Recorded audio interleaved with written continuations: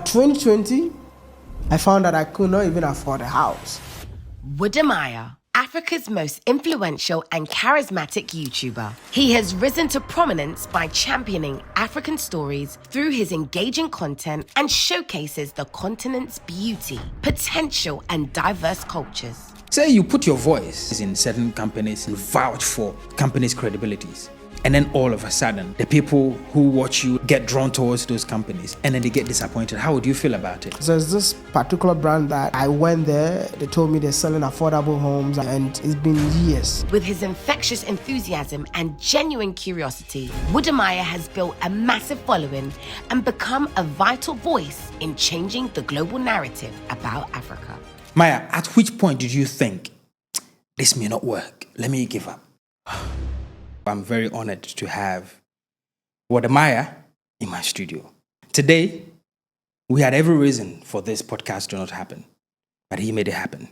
So yes, Africa's most influential YouTuber, without a doubt. Wodemaya, you're welcome to Connected Minds. Thank you for having me. Yeah. I'm so calm today, Yeah. When I'm behind the camera, behind the microphone, I always shout, but today I'm kind of calm. Yeah, I'm calm. It's the weather as well, isn't it? Maybe. This is my favorite weather so far. I love it. I love it whenever it rains, man, because I would love to, go into the rain naked. Yeah. I think it's the weather as well. Yeah. So my first question, which I didn't prepare, I spoke to my team and some of the students I work with, and they came up with this question. And I thought it was important I did that because then I would know what the audience want to hear from you. Yeah. And the first question is, what inspired you to start creating content that focuses on showcasing Africa? But I want you to take us from the point where you started YouTube up onto the point where you decided that you want to showcase Africa. I think I've come a very long way. I did not wake up one day and say that I'm going to create content about Africa. I believe creating content about Africa is actually the later part of what I do. But it's been a very long journey. I started as a comedian, more like doing comedy skits. I started with comedy skits. But what really got me into that is being an engineer, being in school 24/7. I found internet. Wherever I go, there was internet. So I was like, where I'm coming from, I struggle because I was born and raised in a village. So, going to China was more like a culture shock for me. So seeing internet everywhere, and I was like, you know what, it's about time for me to take advantage of this internet that I have. And that's how I started doing my research. Like, hey, I love talking. Why is it that no one is paying me for talking? So I found guys that were making videos. I wish is it Real Bugger GH? If I'm right. Oh yeah, Bugger GH. Bugger GH, if you know those guys. He's actually from the US. Thank you. Yes. So I started watching these guys. So I created a YouTube account just to be able to comment on their videos. That's how I ended up having a YouTube account. So when I had a YouTube account, they were making videos all the time. But when I was doing my research in terms of how to talk and get paid, I was like, you know what? I can do exactly like Bugger GH, but I don't know how to dance. So we started doing comedy skits. And my father found out my videos, and my father got extremely mad that I took you to school to become an engineer, not the guy on YouTube having fun and all of that. And that alone, my dad stopped talking to me for 2 weeks. Wow. Yeah. My dad stopped talking to me. And 2 weeks later, my dad called me and said, my mom has managed to convince me, hence the name Wodemaya. So Wodemaya simply means my mom, just to celebrate my mom for convincing my dad to support my YouTube career. Right? So when I was doing those skits, my father was like, for me to give you my blessings for you to do what you do, I believe that you speak Chinese. So why not use the Chinese that you speak to change the way Chinese people think about Africa?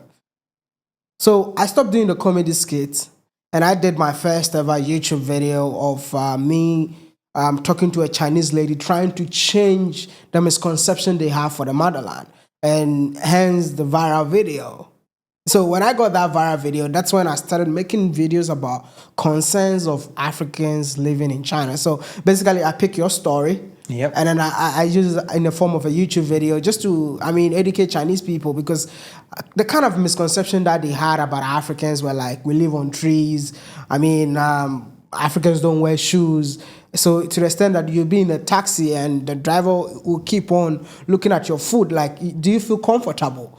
You know, do you feel comfortable? I mean, one of the craziest things the day I was eating chocolate and then the lady was super shocked, like, wow, he's eating chocolate. He's actually a human being. It's actually, no, it's like, you're not scared you're gonna bite your fingers because the chocolate color and your chocolate too. and your color skin looks exactly the same way. So I started changing all those misconceptions. Times that when we try to stop a taxi, the drivers don't stop for us because you're black. So I was creating awareness, and I started seeing more Africans following my page, and to the extent that most of them were coming to China because of me. I meet people on the street like, I came to China to do business because of you. I meet students and they'll be like, oh my goodness, your videos actually inspired me to come to China. And I'm like, if all these guys are coming to China, why do I have to stay here? I mean, I'm not from here. I have to go back to the motherland, because I kind of like, when I started talking about Africa, there was something in me that was boiling that, you know what, why is it that Chinese people don't know anything about Africa? So I started like doing research about, can I find content creators on the continent that are showcasing Africa in a positive way so that I'll be able to use those videos to change the way Chinese people think? And when you go online, it's basically people putting 10 slides together to say that top 10 places in Africa that you need to, all those kind of videos. So I'm like, you know what, if no one is doing it, then I have to go. And that is when I called my mom and said, I'm coming to Ghana.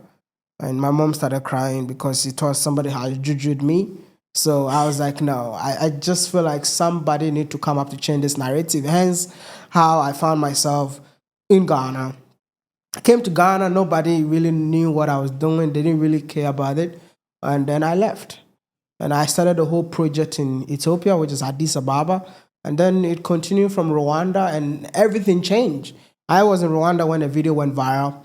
A video of sitting in the gutter eating, and it got viral, and that's actually my first ever viral video, and hence how everything started, like promoting Africa from one country to another. And as I sit here today, we've been to 30 countries in Africa. No, you've done fantastic. No, during these times when you were doing these works, did you have to do the edit yourself, content planning, thumbnails, captions, tags, you name it? I was a one-man show, bro. Wow. I was a one-man show till I hit 200K. So basically, you're not making money. You're just having fun. You just enjoy what you're doing. To the extent that when I was coming to Africa for the first time, it was actually on a loan. Oh yeah, you said. You know how crazy that is? Because when I had the passion of changing the narrative about Africa, I spoke to all my friends like, hey, like there's something in me that is boiling, that I'm so passionate about Africa that I really want to go back home and start changing the narrative. But guess what? You ask this person, Charlie, can you just give me $1? Let me tell you the reason why I even started asking people to donate to me. Because whenever somebody is sick in China, whenever someone is sick from the city that we are in, I am the fundraiser. I'm the one who take it upon myself, raise funds for the sick, raise funds for people that have problems. So when it got to my turn, that hey, I really want to go back home. I just feel like I need to promote Africa to the world. But then I spoke to all my friends that were like, we're sorry, man. This is not a kind of fundraising that we do. We are not the AU. You can reach out to the AU if you feel like promoting Africa to the world. So I had a Chinese friend who believed in the dreams, man. And he said, let's use credit card. We use a credit card to buy 5 different countries in Africa. And he told me, please, just come back so that we can pay the loan. If you don't come back, I'll go to prison. Wow. And the rest is history. I was in Rwanda when my videos go viral. That's when I called him and said, we're paying the loan. Yeah. When you have a friend that believes in the dream that you have,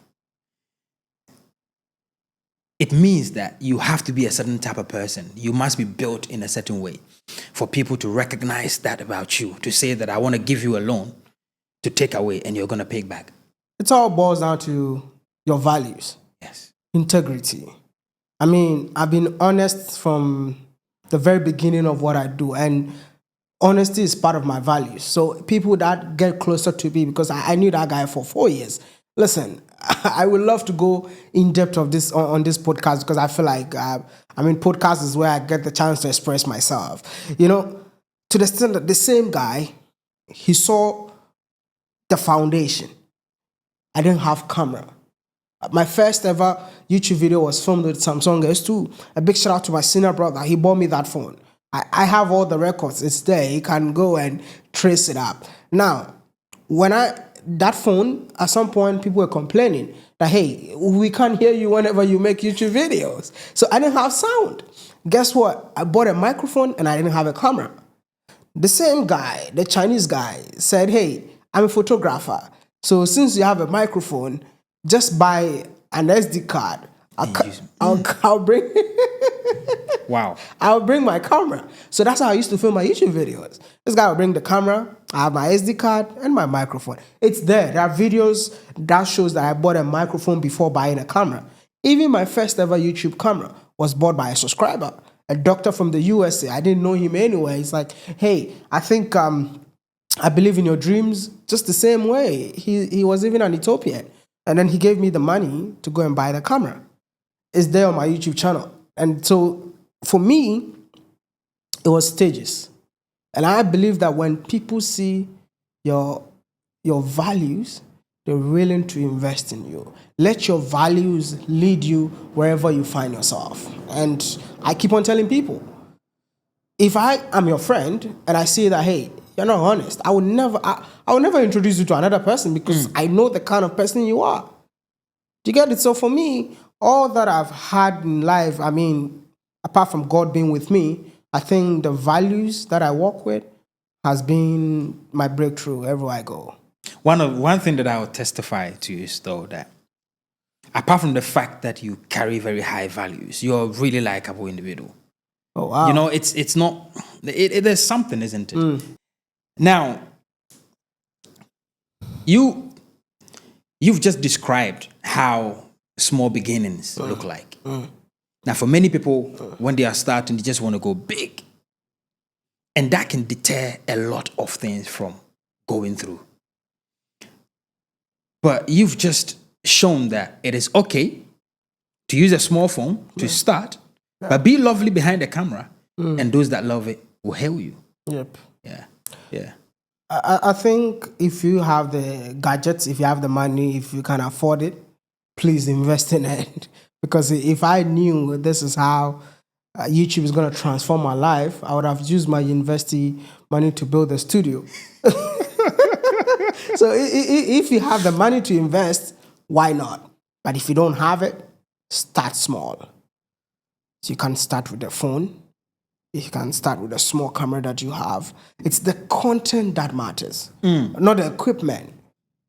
I always tell people, if you are ready to stay authentic in your content, trust me, your authenticity will find you the right audience.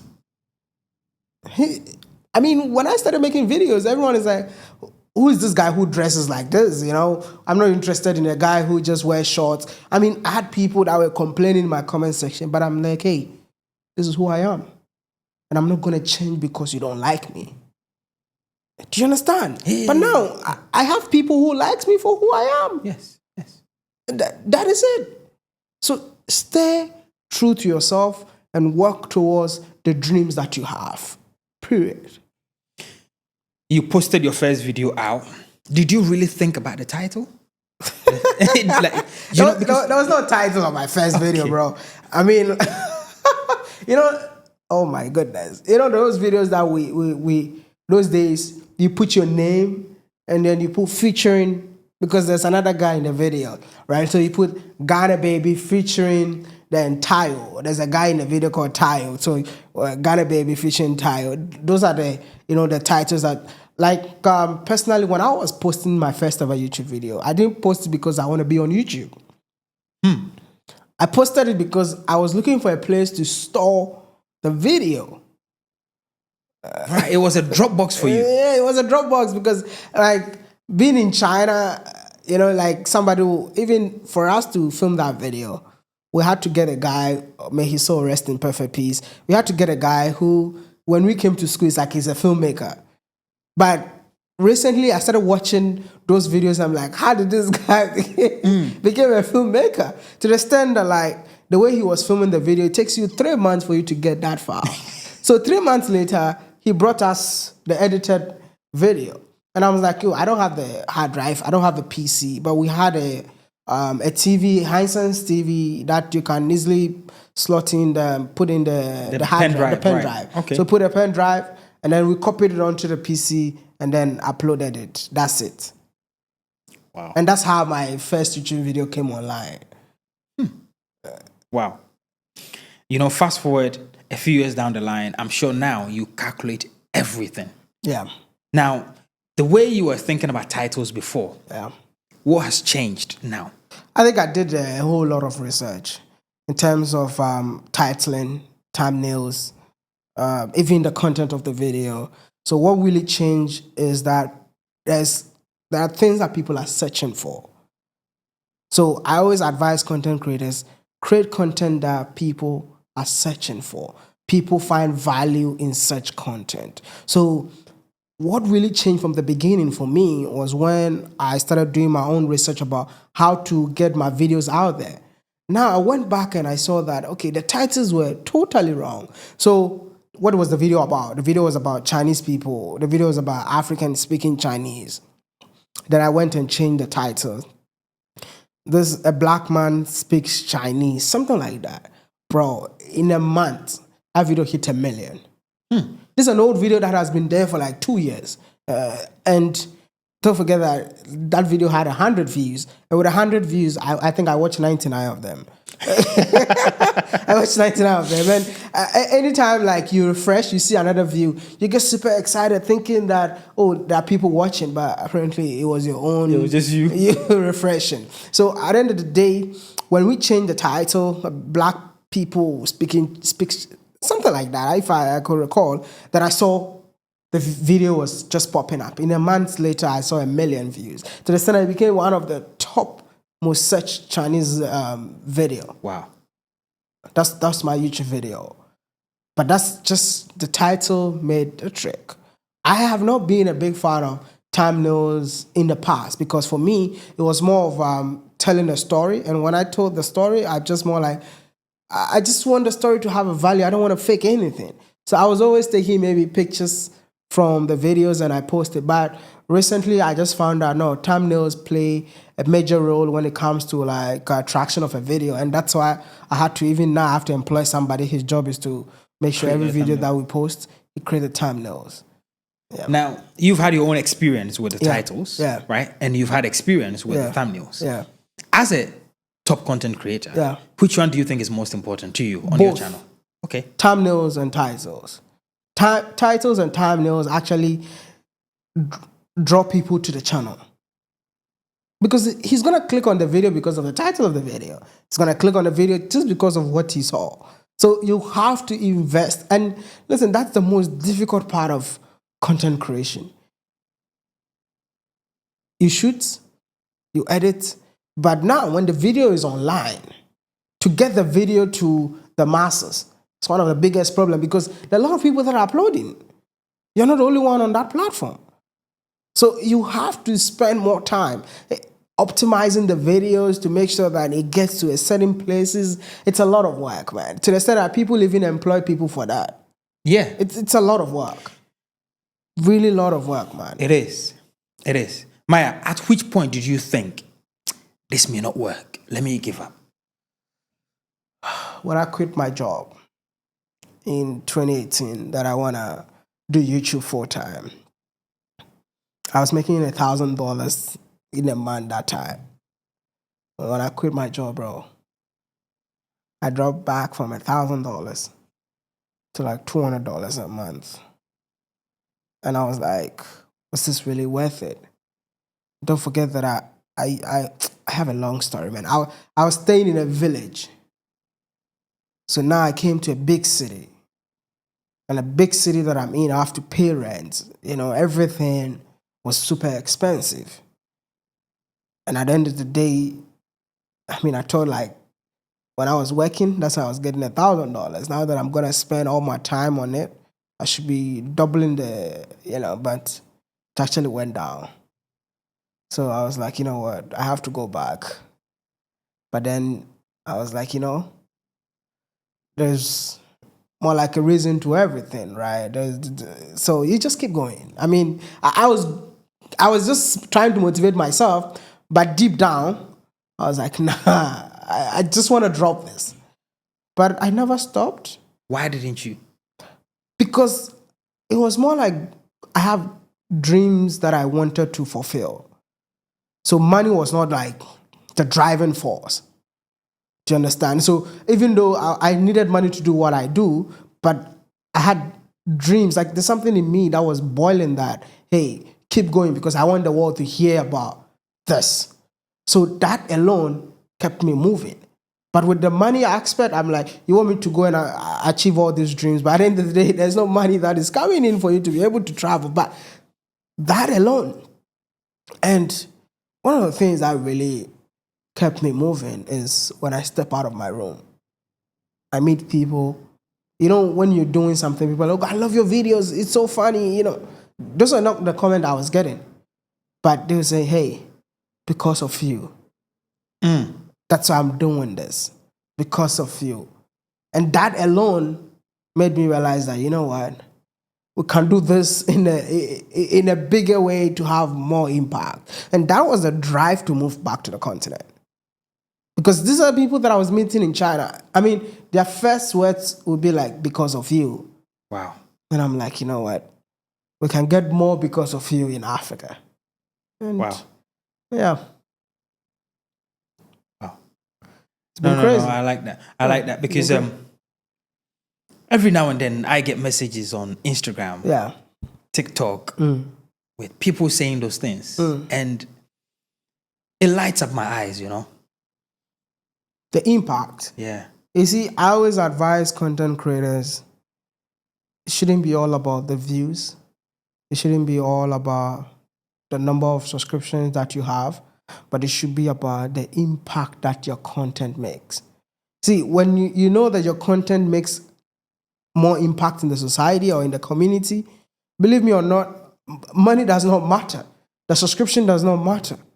You just have to keep going because you might never know the people that you are touching their lives with the videos that you make. There's a video that I did that, believe me, the video did not even get 30,000 views.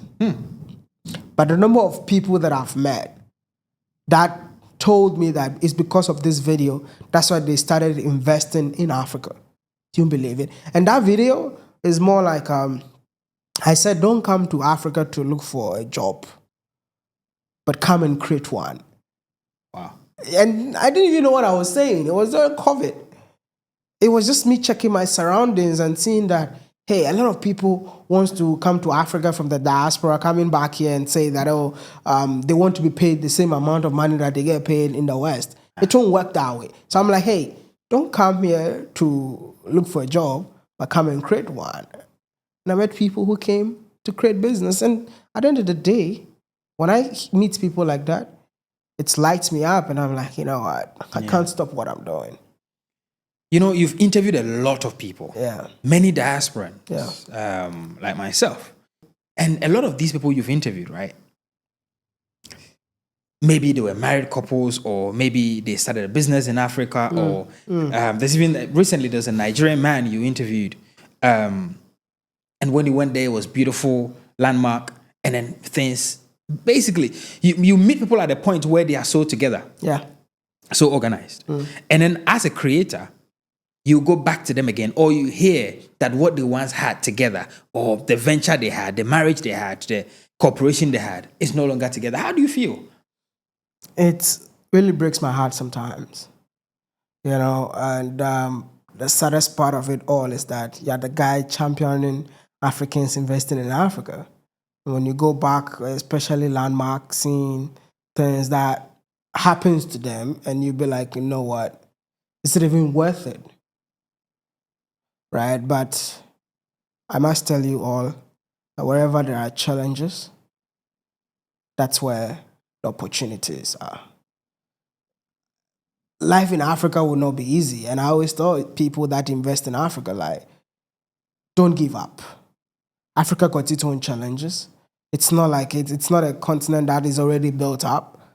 we're struggling. We're struggling from colonization, we're struggling from slavery, we're struggling from so many external factors, right? So all these things will play a role in your businesses. But I'm just going to let you know that give Africa another chance. Like, when I was speaking to Landmark, I saw a man who was hurt, like he was hurt, like you could feel it. Could feel it, But at the end of the day, I also see a man that is not giving up just because his business was destroyed. So, I mean, it's not just Landmark that I've seen that he started a business and it has gone down. I've met a couple of people that were doing so well, but at the end of the day, things messed up, But one thing that I always admire about these people is the fact that they still remain on the continent to try something new or try something different. Because you might start a business, it might not work, but you have to keep pushing. Yeah, so I would just say that don't give up on Africa, no matter how the challenges may be. Just keep pushing and give Africa another chance. You heard it here, Connected Minds. Please subscribe, leave us a review, and stay with us. When we started, right, you spoke about integrity, values that you have, and what you represent as an individual. Say you put your voice, and you have done that a few times. You put your voice in certain companies, certain industries, and vouch for companies' credibilities. And then all of a sudden, the people who watch you, listen to you, get drawn towards those companies, and then they get disappointed. How would you feel about it? I also feel disappointed. And whenever I feel disappointed, I call the company to let them know, man, don't joke with my brand. And this is one of the reasons why, let me give you an example. That's one of the reasons why, like these days when it comes to real estate, if you don't have a building that is there and you tell me that you're selling this particular building, you will never see me. To tell me that, oh, we have a bare land and we need your money to build on it. Because, there have been situations where you go, they saw the ideas, the dreams to you, and then you use your brand, you put your brand at stake, and then you just let people know that, hey, this is the brand, reach out to them. And I don't even get anything out of these things. It's more of me just sacrificing, letting people know that you can actually own a home in Africa, letting people know that it's about time to support African businesses. By the end of the day, they disappoint you and disappoint the people. I don't want to mention a particular brand here, but I'm trying so hard because there's this particular brand that I think I went there. They told me they're selling affordable homes. I went there and it's been years. The people are not getting the houses.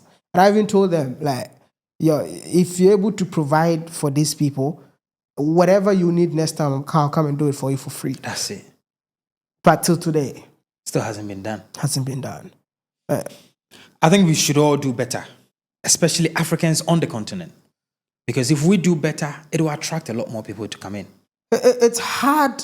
I love supporting African brands, but I'll say that it sometimes can be very disappointing. Because you just want Africans to succeed. But at the end of the day, the same integrity that you have, you realize that this company does not have this kind of integrity. So at the end of the day, you vouch for so many people and they end up disappointing you. Yeah. It's just sad. And I don't know what I'm going to do about it. So right now, it's been hard. It's been really hard. Yeah. Let me take you out of the hard place and then bring you back into something that you're a bit more comfortable with, which is, for your entire time so far that you've been on YouTube, what has been the biggest challenge that you faced and how did you overcome that? I think the challenges have been many. And the biggest is in terms of my movement. Flight ticket has been one of my biggest challenges. We'll buy you an airline, right? You need an airline. Exactly. And the visa restriction has been a major challenge. For me, I barely see challenges. I barely see challenges. Why is that? Because I feel like it's part of my job, right? I'm supposed to go through these phases, because in order for you to get more stories to tell, You have to go through certain phases. But when it happens, don't see it as a challenge. For me, I see it as one of those things, okay, it's a phase that you need to pass in life that will make you stronger. You know, I always tell my wife, whatever challenges that we are going through, to me, I feel like it actually makes me a tougher person. It makes me a tougher person so that next time when I'm telling a story or when I'm using my life to tell you a story, it's not something that I'm telling you because I got it from somewhere. I'm telling you a personal life experience. If I should sit down with you and tell you about my life story, we wouldn't get out of here. Even though I'm not too old, but I have so many challenges that I faced in life that if it were to be other people, they would have committed suicide. Do you understand? So when it comes to all these things, like, challenges of, flying, we talk about it. For African airlines to reduce the prices just because of the audience sake. But when it comes to me, that's not a challenge. Right. When it comes to visa restrictions, I always want to talk about it so that more Africans can travel within Africa freely. But when it comes to me, it's part of the phase that I need to go through. Because in future, maybe if I get a chance to rule this country one day, I'll be like, hey, when I was young, I was moving from one country to another, and there were so much visa restrictions. So, hey, now that I got opportunity to rule you, it's about time to crack all these things down. If I didn't pass through, I would never know. Because, listen, let's talk about the leaders we have today. There's so much visa restrictions, but why are they not doing anything about it? One, they never experienced it. When they were in their countries, they were not traveling from one country to another with the ordinary passport. So they've never passed through all these phases. At the end of the day, why are you telling them to change it? They can't relate. Thank you. So I believe that all these things are just preparing you for something better and something great in future. So for me, I see it as a phase in life. I don't see them as challenges. So, for the audience, these are the challenges I have to talk about. Right. See, in my business, right? Yeah. If I wake up one day and then I get a phone call from the manager at one of the shops, and then the person says that the pharmacy is burnt down, I'll be like, wow, okay. Well, maybe if it's just one, I'll be cool. But all of it burnt down, I'll probably, I will need time for myself. Yeah. I was on Twitter and I saw that your YouTube account was hacked. Yeah. How did you feel? That's your source of income. That was one of the hardest days. Like, I was on my way to go and film a YouTube video. And on my way, I got an email that my YouTube account has been hacked. I didn't film that video because I'm like, what am I going to do? You know, this is I would say, it's your livelihood. My livelihood, you know. So I was like, you know what? What's the way forward? So I reached out to YouTube, and they were very responsive. And they were like, okay, we got our account, but it had to take us like 24 hours to get it fully for you. All right. So when YouTube told me that, I knew that, okay, you know what? Something has been done. So I was offline for like 24 hours. Why did you go offline for 24 hours? Because everyone was calling me. Okay. Everyone was calling me. My family is calling me. Friends are calling me. People that I know, because the news was actually everywhere. You know, that's one of the days that I trended in this country just because my account got hacked, not because of the videos that I'm doing. You understand? So when all that was happening, I was just tired of the calls, so I had to go offline. But when I got assurance from YouTube, I was like, okay, let me just wait for these guys, for them to do what they have to do. 48 hours later, the account was back. But it's one of those lessons that you need to learn, that don't put all your eggs in one basket. You know. That's a very good lesson. No. I mean, before I had only YouTube, but now I think that taught me a lesson to expand the whole reach. And that's why we took Facebook serious. And now we're like 1.6 million people. And it's even over, we have more followers on Facebook than on YouTube. Do you understand what I mean? I do, yeah. But were there anything you did that compromised your account? I think what I did was when I found myself in Europe, because I was in Europe and my mom was calling me and I was about to fly. So I was like, you know what, let me call my mom to let her know that I'll be on the plane. Because if I'm on the plane, I won't be able to talk to my mom. So I connected, because I barely connect to airport Wi-Fi's. So one of the things that I think I did that got me into that trouble was when I connected to the airport Wi-Fi. So I always advise content creators never connect to airport Wi-Fi's because, I mean, they can hack into your systems and all of that. And even when that happened, I spoke to YouTube because when we found out that the hackers were somewhere in is it Slovakia? You know, because we were able to trace everything. So literally everything happened when I was in Europe. Okay. So public Wi-Fi's. And now there's something that we call Google security key, which I didn't even know. So right now, even if you want to, log into public Wi-Fi, make sure you have a Google security key. You can actually buy it online and use a fingerprint and your account will be fully secured. I mean, as a creator for a very long time, I didn't even know until my account got hacked. And that's how I ended up buying that. It must have been devastating. No, very. Even when I saw it, I was like, oof. Very, very. And I don't want to be in your shoes. I mean, I was just waiting for the account to come back. That's it. I mean, that was the only thing that was going through my mind. Maya, if you had lost that account forever, yeah, what would you have done? As far as content creation is concerned. I think I've always wanted to be a farmer. I've always wanted to be a farmer, and I've always wanted to be a real estate developer. And even though I create YouTube videos, but side hustle is real estate. Side hustle is into farming. So let's say even YouTube was no more. I mean, I have the name. So I will still, try and build other platforms. And even with YouTube, if I'm supposed to build, I might not get the 1.5 million people, but even if I have to use what I know right now and with the influence that I have, I could just build that page from nothing to something. You understand? Because the experience is there. I mean, when it comes to content creation right now, it's just that right now I feel so relaxed. But if I'm to put my game, like bring it back to the olden days of in terms of what I've learned so far, believe me, I would have just pulled all those numbers back again. Yeah. Many people start businesses, especially those that have a heart like you do. Yeah. It's usually passion, drive, desire that they use, right, to push the business. At which point did you start thinking of YouTube as a business? 2020. Okay. That's very recent. Yeah.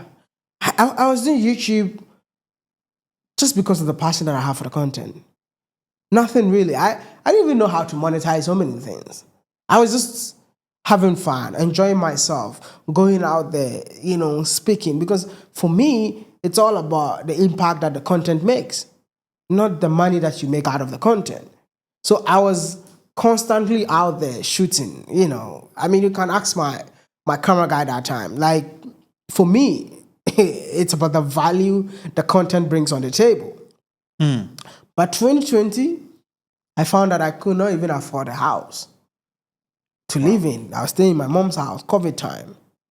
I'm like, you know what? I need my own space, but I don't have the money. So that is when, I started, even for you to reach out to me to do something for you, ask people that I work for from when I started to 2020, I did all of that for free. Even in 2020, with the COVID time, all the people that I interviewed were all free. I never asked anybody for $1. I mean, they can bring their names out. I never charge anybody. It was all about creating content because I wanted the value that comes with the content. I don't really talk about everything. I talk about content that I believe in. Do you understand? But 2021, I realized that, okay, I've built a very good brand. People are trusting the brand. So why not just make some money? And monetize the brand. Monetize the brand. And that is why, when people come to me hey, I want you to do this video, I'm like, okay, you have to give me this amount of money. And they bring the money and you do the video. Yeah. So that alone, actually, I started seeing that, I could afford a house now. I'm like, okay, that's interesting. So everything started, I would say 2020. Let's use 2021 because even 2020, most of the videos that we did were for free. So I would tell content creators, yes, you love what you do, but at the end of the day, you have to feed yourself and your family. Yeah. It's very important. Yeah. Do you think you realized that a bit too late? I think it was the right time. Okay. You know, you need to pass through the process. You need to build a solid foundation. Don't build a YouTube platform just because you know that Wodemaya monetizes, so you can also monetize it. You get what I mean? Get that foundation, learn from it so that when a brand comes to you, they get the value for their money. I mean, as I sit here, if you give me money that, hey, Maya, I'm giving you this money, I want you to do this campaign for me. Trust me, you get the value for your money. But I did not wake up to build all those audience with people telling me that, oh, give me money and let me do this for you. No, I built everything organically. So building that organic audience now, the organic audience are there. So if you come to me, I'll be able to, give you something and then you give me something in return. So I'm just telling content creators, build an organic audience. And the time that you know that you have the organic audience and people need those organic audience, that's when you say, okay, give me 1,000. Let me exchange it for my organic audience. That's it. It's a barter trading, right? If you have a YouTube channel or Instagram, whatever social media channel right now, and you're listening to this, right? That's a cue right there. Yeah. Pay close attention. But if you haven't subscribed, please do leave us a review and be our best customer. Now, what advice would you give to aspiring content creators who want to follow and create positive, narrative content and also social impact content? First of all, I would say that stay true to yourself. Authenticity is everything for content.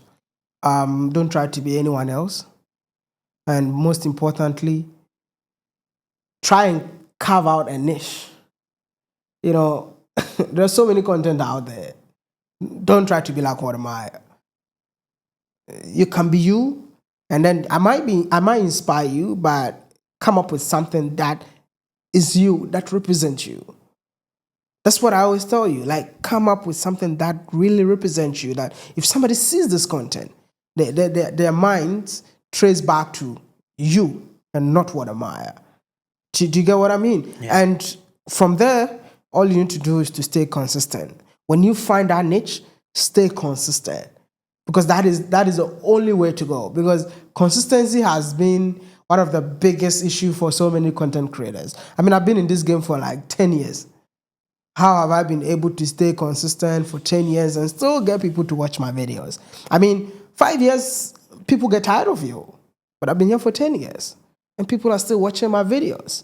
So I always tell people, hey, try and always stay consistent, but don't be giving them the same thing. Try something different all the time. And at the end of the day, it's just you, your camera, and should I say your editors? Yeah. Because I don't do everything by myself. Right. And that's it. So, right. Yeah.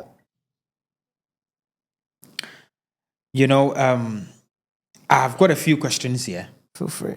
And these 3 or 4 questions, I actually posted it on Instagram. Then I had people send me the questions. And the first one is, what personal values or philosophies drive your work? Impact. The impact of what I do drives what I do. I'm talking about my personal life, not even about the content that I do. Like personal life, what really drives me to keep living is knowing that I have students that I'm paying their fees that nobody knows. And they come and show me their result. I'm like, oh, wow, can we start paying you more? So like seeing that impact makes me feel like I have to do more.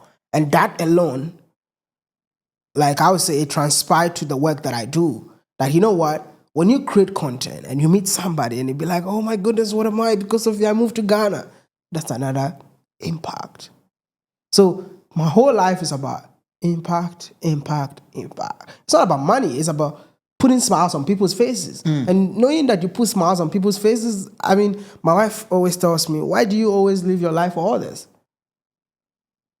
That is me. I can't change. And my whole personal life, you see it in my videos. It's just me have the drive to make impact. I'm actually an impact-driven person and nothing else. Like everything around me is about making impact. So even my YouTube videos, when I'm posting a YouTube video, I know videos that can go viral, but I'm not interested. I'm just interested in that video, even if it's 10,000 people that watches it. I know that out of that 10,000, 5 of them got impacted by the video. That is what drives me. You get what I mean? So I always tell people, listen, I just want to make impact. And when I'm done, I'm out. I'm not here to become Africa's most famous YouTuber or Africa's most popular. I'm not interested. These are like worldly titles. Like I wake up every day feeling like I have 1,000 subscribers. So I be able to live my simple life, go wherever I want to go, free heart, free spirit, keep going. So impact is everything for me, brother. Yeah. It certainly is. It certainly is. You know, this question, right? I'm not sure how you're going to answer it, but how do you navigate entitled friends and relatives? The question was some way to me, but I have to ask because it came from one of my audience. I don't really think I have entitled friends. Okay. But I feel like that is the benefit of you working so hard. So if you work so hard, your friends needs to benefit for you working so hard, right? I would say friends that, I mean, we all age group, family, young, old. I mean, we're all not born equal. So if God bless you for you to make it, definitely there are people that are going to depend on you. But for me, sometimes people say, oh, these guys are so entitled. I mean, get used to it. We call it the black tax. I mean, it can be draining. I'm not gonna say that it's not draining. It can be draining knowing that everyone is pulling you from, and that is what should motivate you or inspire you to work harder. So that you'll be able to come through for your friends. You'll be able to come through for the family. You'll be able to come through for everyone. Believe me, that's my biggest prayer. Because listen, if I tell you the black taxes that I pay, they're even more than my personal expenses. Yeah. Right? But I don't really see it because at the end of the day, I get it back. When I give, bro, I get it back times 10, times 1,000. So if you know me very well, if I'm driving, you can ask my wife. Sometimes my wife has to hide some of my money. Just because she doesn't want me to finish all the money at once. Because I don't see anybody as entitled, trust me. The people, I mean, that's the way that everyone uses, but I feel like, come on, man. God has blessed you. You are there. How much are they asking for? What do they need from you? If you are in a position to help, just help. If you can't, I can't. And they're not going to kill you. You just can't. And that's what I just want everybody to know. For me, I don't think I have entitled family members or friends. I'm just the one that God has blessed, and I'll use that blessings to bless them too. Yeah. That's it. Yeah. Giving is one of the wealth principles, though. So spot on with that one. Yeah. It's one of the wealth principles. And regardless of how, down the success ladder you are, you need to learn how to give back. Exactly. Yeah. Question from my previous guest. What is the meaning of life to you? And I kind of know what you're going to say. What am I going to say? Impact. Right? Right? Let's see. Impact. Impact, right? Impact. Yeah. Impact. Yeah. Okay. Meaning life is so simple, I think humans make life so complicated. Eh? Thank you. Life is so simple. What is that one thing that really, really drives you, bro? Yeah. When you know that, this is my biggest drive, believe me, you just have to keep going. Yeah. Okay. Impact. Motivation or discipline? Discipline. Okay. You know, discipline is everything. You have to be disciplined in terms of how to manage your finances. You have to be disciplined in terms of how to, control your ego. When you're becoming popular or famous, ego comes in. It's self-discipline that will keep you in check. Even like women, when you have money, knowing that you can actually have everyone around you, it's discipline that comes in. Even work. See, this morning, I woke up feeling so tired. And I went to my mom and I said, I'm so tired. I don't think I have to go to work today. 20 minutes later, I came, showered up. I'm going to work. My mom asked me, but you came to my room 20 minutes ago telling me that you're so tired. And I told my mom, that's what we call discipline. Yeah.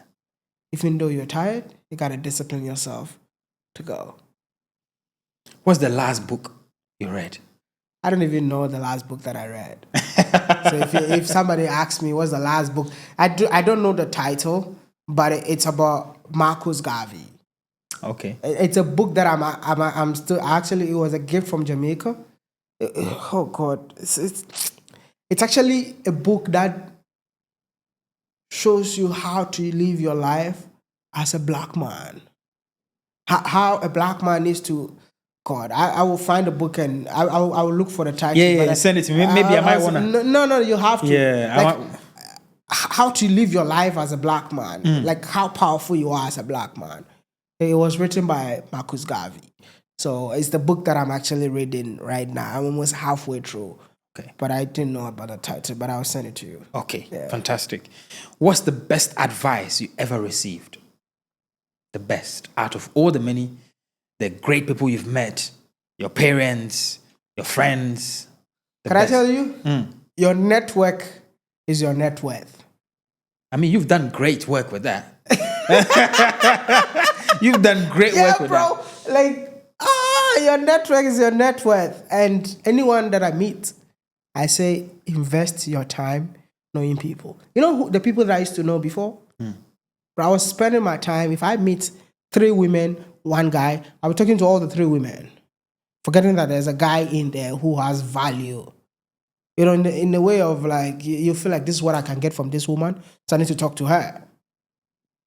But when I met this guy and he told me, your network is your net worth. And I didn't know anyone. And let me tell you, one more, the same person. He's saying, work so hard that you just be a phone call away from the president. Wow. Do you understand what I'm saying? Yeah. So if your network is not like knowing people to the extent that the last person, you have to call just one person and you are close to the president, then you need to continue working hard. This is the same guy. Wow. And bro, it was not an easy journey. Like trying to get to know people, keep them, you have their contact. I wanted to tell you something today. Something happened. My passport is full. Yeah? And I'm supposed to travel. My passport is full. I've applied because I want to be a good citizen. I've applied. Bro, they said I'll get the passport in 3 months later. Yeah. And I'm like, I have to go. I'm like, I can't wait. So I pick up the phone. I don't want to tell you who I called, but just one phone call. Tomorrow I'm going for the passport. Goodness. You've lived those words. Yeah. Once again, this is an advice from me to you all. Work hard to increase your value so that your appearance no matter on the table. This is a, how in Ghana they say, fake it till you make it. I would say, work hard in whatever corner that you find yourself so that your appearance will not matter on the table. Wow. This is coming from Africa's most influential YouTuber. Yes. And I've loved this conversation. I've enjoyed it. I was going to ask you if there's anything for the audience, but I'm not going to do that because you've already said it. But now, it's question for my next guest. Question for your next guest.